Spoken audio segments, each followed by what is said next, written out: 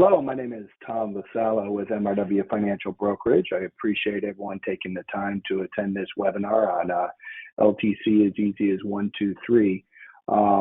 Really what this webinar was, the reason for this webinar is in this time of social distancing and COVID, it's becoming tougher and tougher for people to meet with our individual clients and or develop new prospects and build that trust without those one-on-one meetings.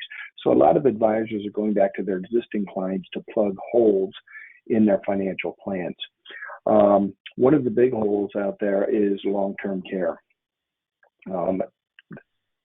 We have developed 3 different sales pieces and brochures. These can be branded for your agency if you'd like. If you're with a broker-dealer, we can work with your broker-dealer's compliance to have it branded as well. And we're going to go over one of these tools today.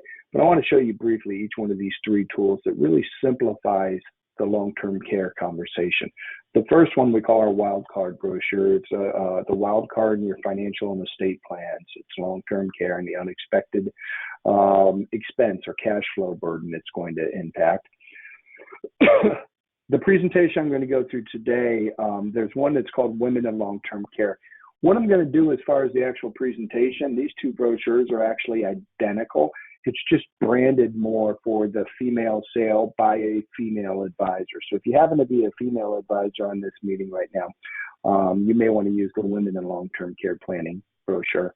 And then the third one revolves around the Pension Protection Act and how you can utilize your non-qualified annuities that you already own that may have significant gain in them, leverage them for long-term care, and most importantly, it's the only way to access those non-qualified annuities completely income tax-free. So this is a brochure you'd use when you have when you know someone has a non-qualified annuity. I have another webinar I've done called Accessing Non-Qualified Annuities Income Tax-Free that takes you through that presentation. So after this meeting tomorrow, I'll email out to everyone samples of these brochures. I'll also provide a link to that recording on the Pension Protection Act and how you can access non-qualified annuities income tax-free, just in case you have some clients with non-qualified annuities. Why long-term care? You know, we constantly here at MRW are helping sponsor meetings with our advisors. We do meetings on annuities. We do meetings on life insurance and maybe premium finance meetings. So the best attended, the most efficient way to get in front of new people is long-term care. And look at the results of some recent polls. 52% of Americans over the age of 40, we're not talking about 65-year-olds, over the age of 40, say they have a great deal of concern regarding long-term care. Nearly half, 48% of Americans over age 40, acknowledge that just about everyone will need long-term care at some point in their life. 57% of Americans over age 40 have experience with long-term care, either with a close family friend or an actual family member. And this is the key statistic. 75% of Americans over the age of 50 have never talked to a financial advisor about long-term care. And really that's on us in this industry. We haven't had good product solutions prior to the new asset-based long-term care plans that are available out there. I've been specializing in long-term care for 30 years now. I've had clients that I've sold, their premiums have tripled since they've purchased them. It's a pure use it or lose it policy, the old traditional long-term care. If it's not used for long-term care, it's lost. That would prevent a lot of high net worth individuals from planning for long-term care. By the way, one of the things, I do another meeting on efficient long-term care planning for the high net worth individuals. In that meeting, we look at the true cost of self-funding long-term care. You see, because for years, I always thought long-term care was an asset problem. If you had enough in assets, you could fund your long-term care. But long-term care isn't really an asset problem. It's a cash flow problem. If all of a sudden we increase our expenses $60,000 to $100,000 a year, how do we create the additional cash flow tax efficiently out of our assets? Do we sell capitally appreciated stocks, bonds, and mutual funds that receive a free step up in basis and would completely avoid capital gains tax? Do we accelerate withdrawals out of our qualified plans? It's going to have an effect on how much we pay for our Medicare premiums, what percentage of our Social Security is taxable, and maybe throw us into a 3.8% excise tax. You know, how do we tax efficiently fund long-term care and the cash flow need for long-term care? If you do have any questions, please just go ahead and type them in. But we as financial advisors haven't had great products up until now with the asset-based products to proactively bring up long-term care planning with our clients. And if we're not bringing it up, as we can see, 75% of people haven't even talked to an advisor about long-term care. Why would you as an advisor want to discuss long-term care with your clients? It may not be your primary market. Maybe your primary market is money under management. Maybe it's annuities. Maybe it's health insurance. Well, the deeper the client relationship is, the greater the likelihood of retention. If you just have one account, if all you have is an IRA account with that client, the 13-month rolling persistency rate is 86%, so there's a 14% client loss rate. If you can increase that to 2 accounts, now you're at 11% loss rate. And if you can increase that to 5 accounts or more, that loss rate drops to 6% a year. So if you have a MedSup on him, a MedSup on her, maybe IRA on him, IRA on her, a non-qualified, and long-term care, now all of a sudden we're to 7, 8 accounts. You're going to retain that client because, quite frankly, it's just too painful for them to move away. It's too painful to find someone that's going to manage all of those planning solutions for them. So what is long-term care? Long-term care is a range of services, supports, and needs, primarily assistance with your activities of daily living or supervision to help take care of your basic personal needs, such as bathing, dressing, eating, toileting, transferring, continence, and by the way, transferring is getting in out of bed or in out of a chair. Those happen to be the 6 activities of daily living. If you can't perform any 2 of those without hands-on assistance, you can start getting long-term care assistance from a policy. Or if you need a supervision due to a cognitive impairment, that's a second benefit trigger. Now, what will long-term care pay for? It's also going to pay not only for assistance with your activities of daily living, but your instrumental activities of daily living, managing money, taking medications, light housework, using the telephone, shopping, groceries. All of these things that we take for granted today have become troublesome for us if we're dealing with a chronic progressive illness. Now, the chances of needing long-term care are the same, whether you're a male or a female. If you're over age 65, there's a 70% chance you're going to need long-term care. However, females in general need care for a longer period of time than males. And specializing in this for 30 years, I've seen the claims process with married couples. And here's what happens. Typically, the males, us men, get sick first. Our wife is there to provide us care. Last year, I had some back surgery done. I couldn't bathe myself, and I couldn't dress myself. I couldn't put my own shoes on for a couple of weeks. My wife was there to help me get through that. That was that informal care. Had I not had my wife there, I would have needed professional assistance or had to have relied on my kids or a neighbor. So my wife provided me that informal care. Then there's usually a conversation. Mom really needs some help with dad. You know, mom's being overwhelmed with dad. We need to bring in a home health aide to help mom out, give mom a break. So that home health aide can do that heavy lifting. Mom can simply spend time with dad.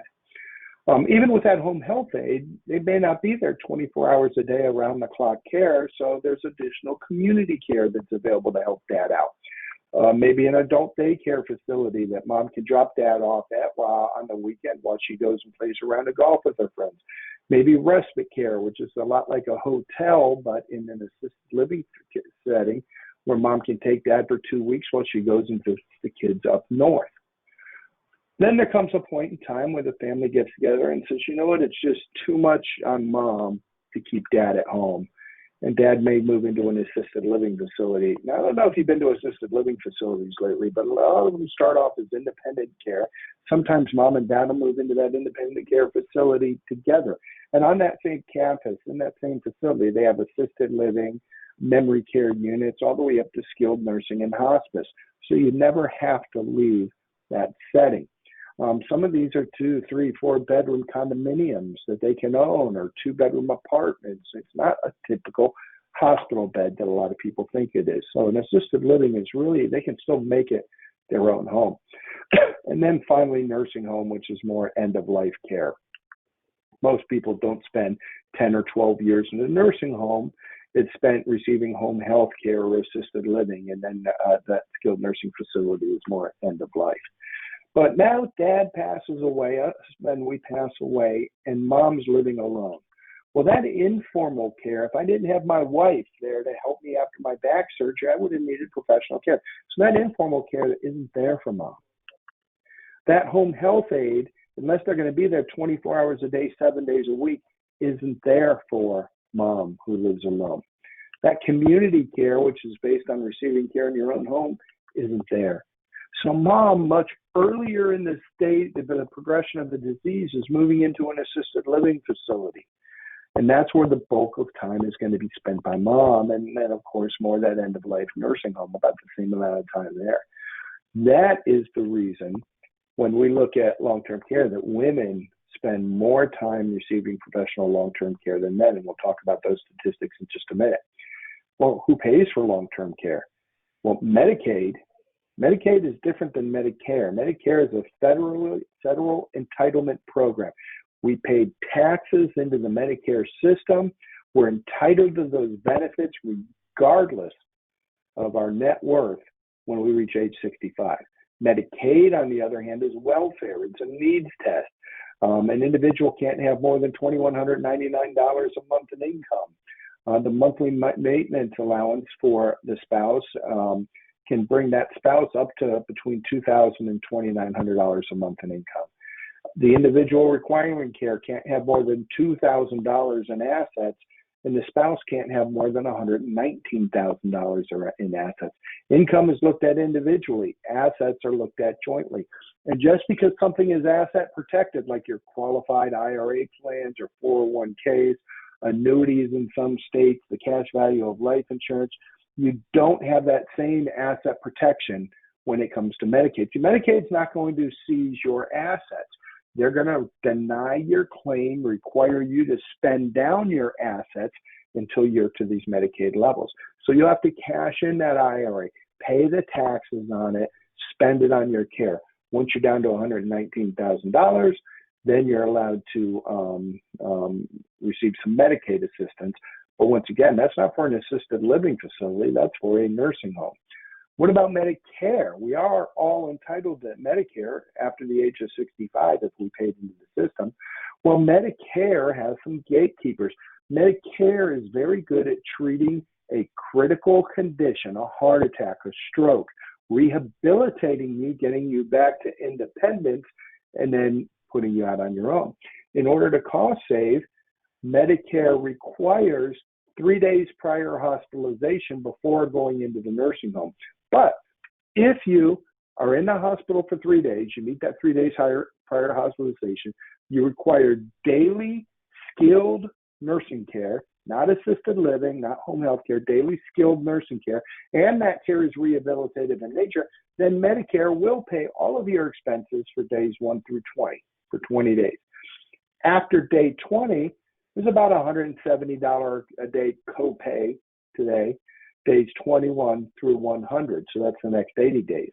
If you have Plan F or Plan C or better in your Medicare supplement policy, that copay will be paid for by your Medicare supplement. After day 100, it's never a Medicare approved expense. If it's not a Medicare approved expense, your standardized Medicare supplement plan will not pay for that care. So at that point, you're on your own. So when we look at this world, across this country, who's paying for long-term care in this country? Well, 43% of long-term care expenses are paid for by Medicaid. Now, some of these people started off with no assets.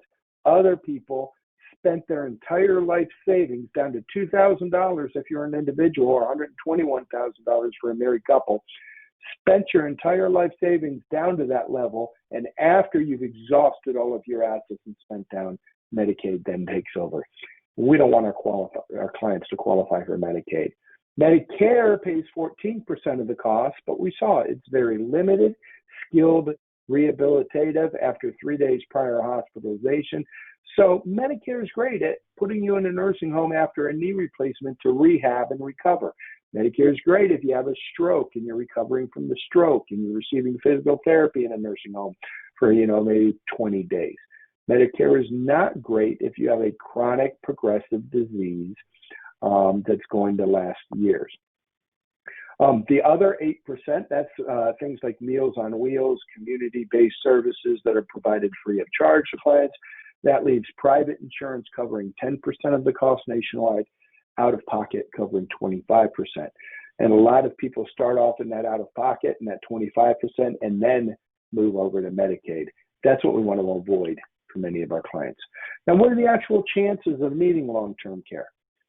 Husband, over age 65, 70% chance is going to need care. On average, it's 2.2 years. Wife, on the other hand, over age 65, same 70% chance of needing care. Average care is 3.7 years. So if you have a married couple, there's actually a 49% chance they're both going to need care. And if they both need care, on average, 2.2 plus 3.7, that's 5.9 years of care for a married couple. There's actually only a 9% chance that neither the husband or the wife will need care. There's a 9% chance that they're going to dodge the bullet, not need any care at all. But that means for a married couple, there's a 91% chance that one or both of them are going to need care. So now that we've gone through these statistics a little bit, let's take a look at the typical traditional long-term care solution and see why it's just not effective anymore. If you have a couple in preferred health, they're both age 72, that use it or lose it traditional long-term care solution has a significant history of rate increases. We've tripled rates on in-force policies. If we want a $5,000 a month benefit for the longest benefit period possible, and it's not lifetime, that annual premium is going to be $21,871. At that expense, most individuals are going to decide we would rather just self-fund long-term care. Now what I'm going to do is switch over to my tablet here. And with that, I'm going to show you how we are using these tools. And this is the wildcard brochure, how we're using it to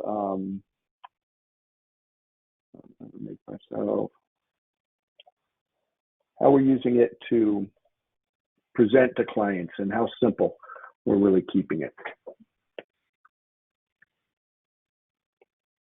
No, wrong one.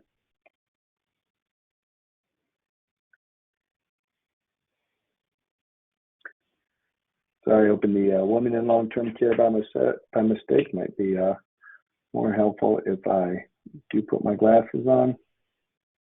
Okay, this is the wildcard brochure. And just make sure everyone can see it okay.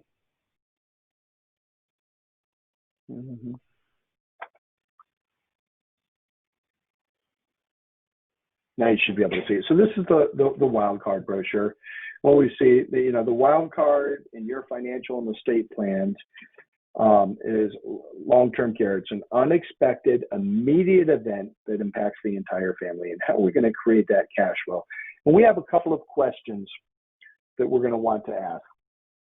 One of the first questions, question number one is, if you or a family member required long-term care, where would you like to receive it? And we're here in Florida. There's really two things we're looking for. Not only where would you like to receive it, as in what state would you like to receive it in. So we'll see. We want to receive care here in Florida.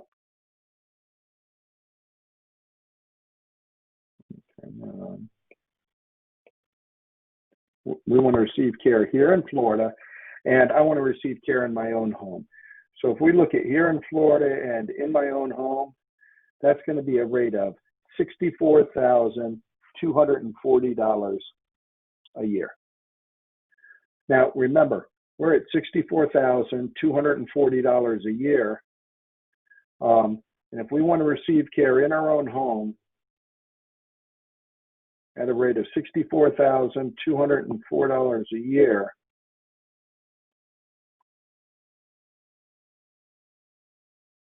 and we're a married couple, so that's 5.9 years of care. We are at 64,240 times 5.9 years. We're at $379,016. So we'll call it $379,000. How are we going to fund on average? Now remember, that's the average cost of care. The actual time period may be greater or maybe less. And for a married couple, there's a 49% chance they're going to both need care. So nearly a 50% chance they're going to have this cash flow. We'll call it $380,000. This cash flow drain of $380,000 to keep it simple.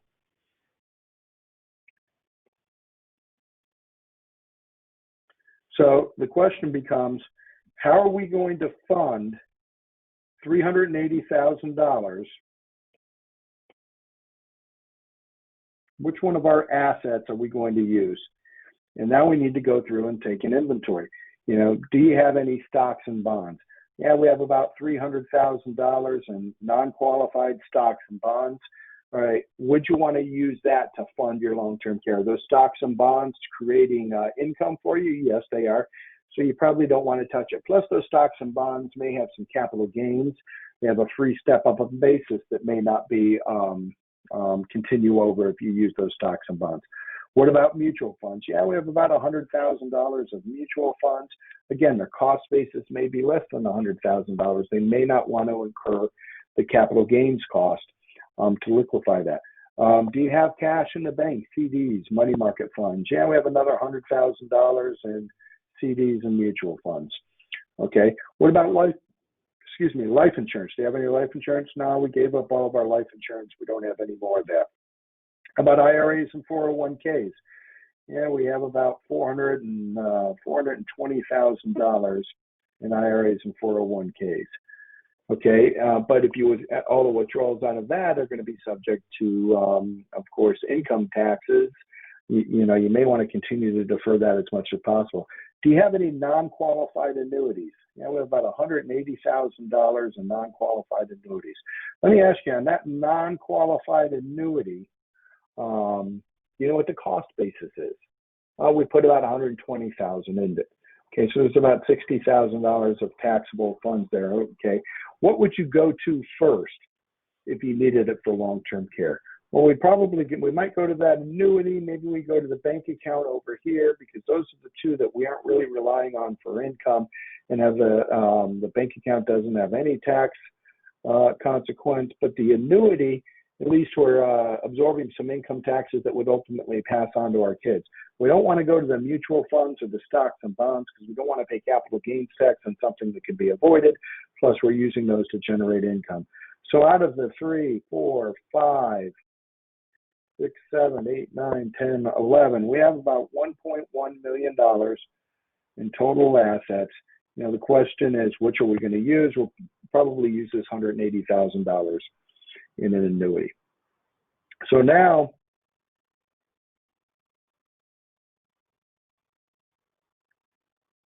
Mr. and Mrs. Client, what if I could take that $180,000 that you have in that annuity,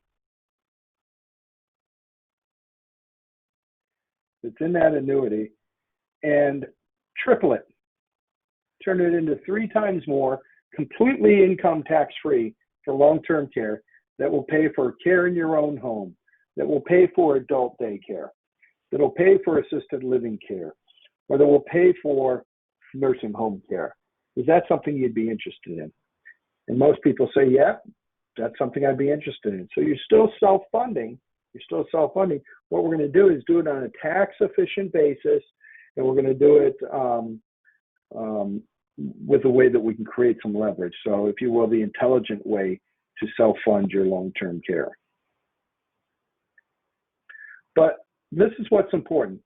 It's not your money that qualifies you, that allows you to get this benefit. It's your health. So I need to ask you some health questions. We're going to go through and ask them the various health questions. And the reason is, this is going to help your back office. Your back office is me. I'm the back office. This is going to help my back office to determine which plan is most appropriate for you. So we go through some health questions, height, weight questions, family history, things like that. And Mr. and Mrs. Smith, what I need to do, I need to schedule our next appointment. And here's why. What I'm going to do is I'm going to send this information to our back office. We have someone that specializes in long-term care there. They're going to take out of the 2,000 insurance companies that are out there selling product today, about 200 of them have an A- rating or better. About 100 of them have been in business 100 plus years, and about 30 of those have some sort of long-term care rider. We're going to narrow it down to the 3 most appropriate products to accomplish your goals, and then we can select one that makes the most sense for you. And at this next meeting, what I'm going to do is, first of all, no money's going to exchange hands. What I want to do is take you through these solutions, see if they make sense to you, and if they do make sense to you, maybe talk about submitting your health information to the company to make sure you qualify. So I need to let my back office know when to have all of that available, and you go ahead and set your next appointment. You then forward that to my office here. We're going to prepare that report. Let me switch back to the presentation now. So that's been used as your fact find.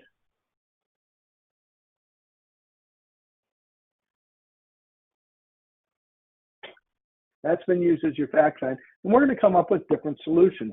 Now, here's an asset-based annuity solution, which can make a lot of sense for a lot of people. And this is for qualified money. Maybe it's someone that just has qualified money. They've got $250,000 in an IRA now. They're age 72 years old, so they're going to have to start taking RMDs. We're going to do a partial rollover of $148,522 to a product called Indexed Annuity Care. If you're working with a career shop and you can't sell indexed annuities, there's a sister product called Annuity Care, essentially the same benefits, everything works the same. We can run it on a fixed chassis as well. We're going to take the remaining $101,000 in the IRA, and you continue to manage that however you want. Maybe you put it in another annuity, maybe you put it in a managed money and your assets under management, however you want. But out of that IRA, remember we have RMD required. Now you're going to take a portion of the RMD, or $6,039.01. A lot of people don't want their RMD anyways because it's just creating taxes. But we're going to take a portion of it, $6,039, and purchase an option on this indexed annuity care called a continuation of benefits. That leaves the remaining RMD of $3,725.99. So this whole transaction is income tax neutral for the client.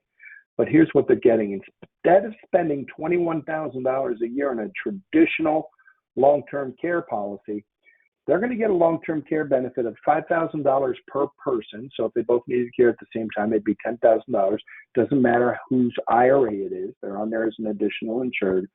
That is a lifetime benefit period. They can never exhaust it. So they're going to get that $5,000 a month per person for life. Now, it is going to reduce the annuity principal of $148,000, but if that $148,000 is exhausted, that continuation of benefits kicks in, keeps paying the $5,000 a month. They don't have to move on to other assets. So it's a tremendous planning tool for that client that wants to use tax qualified money. One of the other things I brought up, though, was a $180,000 non-qualified annuity. With this one, you'd use that Pension Protection Act brochure, and in there's 3 different fact finders where you call their existing annuity carrier and you collect additional information, 3 different ones, one for a variable annuity, one for a fixed indexed annuity, one for a fixed annuity, depending which type of annuity they have. You get that fact finder back to me, and I prepare this report for you. Here's an analysis for John and Mary Smith. This was an actual case we did back in April. They had a variable annuity that they purchased April 24th, 2006. $118,000 in initial premium has grown to just over $181,000, almost $182,000. They haven't had any withdrawals out of that annuity. If you do the math, that rate of return over that time period is 3.35% net of all of the fees. We can take that $181,000, by the way, of which $63,445 is subject to ordinary income tax. We can do a tax-free exchange of that $181,000 turn it into $545,000 for long-term care immediately. And that 545 comes out completely income tax-free. If they don't need long-term care, the 181,000 is still going to go onto their kids with the same tax liability at a rate of $6,065 a month per person. So that's the long-term care benefit that stays out. If they had to grow the $181,000 to be able to net out $545,000 after taxes, they'd end up paying $230,000 in taxes. If they need it for long-term care and they exhaust this policy, that's a $230,000 income tax savings. What's the return they would have to get to match that for long-term care, that after-tax benefit? This is, this is for a couple that's 80 years old, not 72. So for an 80-year-old, even if they lived another 15 years, they'd still have to generate a 10.2% taxable equivalent rate of return. So they're not going to outperform it. Once again, we've kept it very simple. You don't have to know a lot about long-term care. These presentations are going to give you the exact questions on what you need to ask, the fact-find information for you to get to me. Then we'll put together a presentation and a solution, have a conversation with you. And then even if you want me to participate in that meeting virtually, if you want me on the phone, or I can set up a go-to meeting like this where you can see me, I can help you make the presentation while you're either there with the client, or we can all be remote if you'd like. Nice thing now is we can also take applications and do all of that remotely as well. Once again, I will forward you out samples of all of these planning pieces. We can brand them for your agency, work with your broker-dealer to brand them for your broker-dealer. I'll get that out to you tomorrow. I'll also send a link to the recording on the Pension Protection Act. Thank you everyone for their time. Hope you have a great day. If you do have any questions, please feel free to give me a call. Bye now.